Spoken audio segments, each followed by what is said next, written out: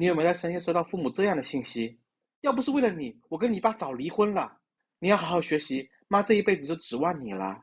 家里那些破事你别管，其实你姑姑当年，这些碎片就像一根根隐形的锁链，当我们还是孩子时，就深深地记住我们心脏最柔软的地方。这不是普通的情感倾诉，而是一场隐秘的情绪转移。当父母还被困在他们原生家庭的创伤时，陷在婚姻的泥沼中，那些说不出口的绝望，会变成一层一层透明的保鲜膜，慢慢裹住正在成长的孩子。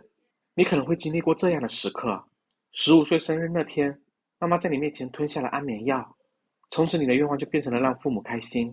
高考填志愿那天，父亲用刀抵着手腕说：“你敢报省外的大学试试？”于是985变成了家门口的2本。上个月发薪水，你看着银行卡里刚到的8000块，5200转给了父亲还债，而1300变成了母亲的医药费，剩下的只够自己吃泡面。这种拯救欲，就像试图用体温去融化冻住父母的冰山，却忘了低温会让你的心脏停跳。但你第7次给母亲买抗抑郁药，第23次给父亲转账还赌债，第109次劝他们说过不下去就离婚。你有没有发现，填补的每个缺口都在滋生出新的裂隙？这根本不是救援行动，而是一场精心伪装的情绪永动机。他们的痛苦是你的燃料，你的愧疚是传送带。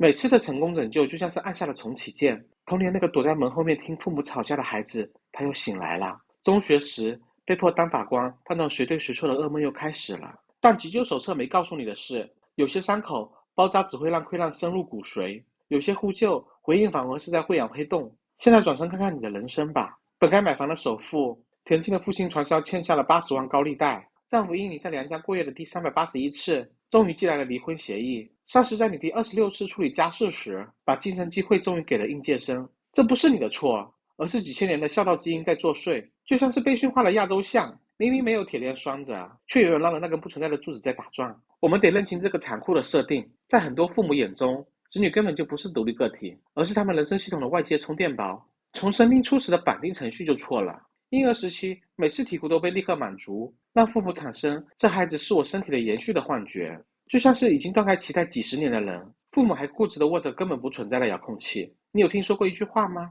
你即使到老也是我的孩子。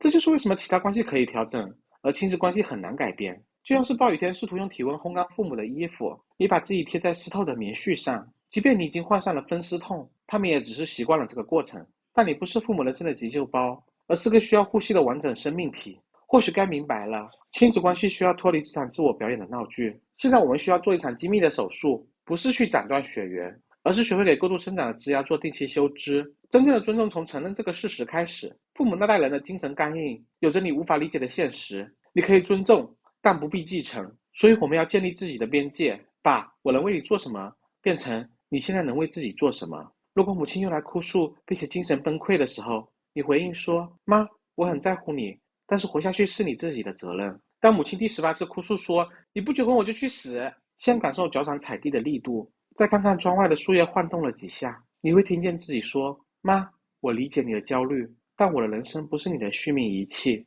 学学医院 ICU 的探视规则，每天下午3到4点，每次仅限1个人，超过时间就亮红灯。这不是冷血，而是防止交叉感染的自我保护。心理学杂志发布过，持续代偿父母问题的孩子，超过50%会在5年内发生睡眠障碍，超过35%都会遭遇亲密关系破裂，而成功建立边界的人，抑郁指数下降61%。所以这不是道德选择，而是生存指南。感谢您的观看，我们分享实用知识的方法，下期再见。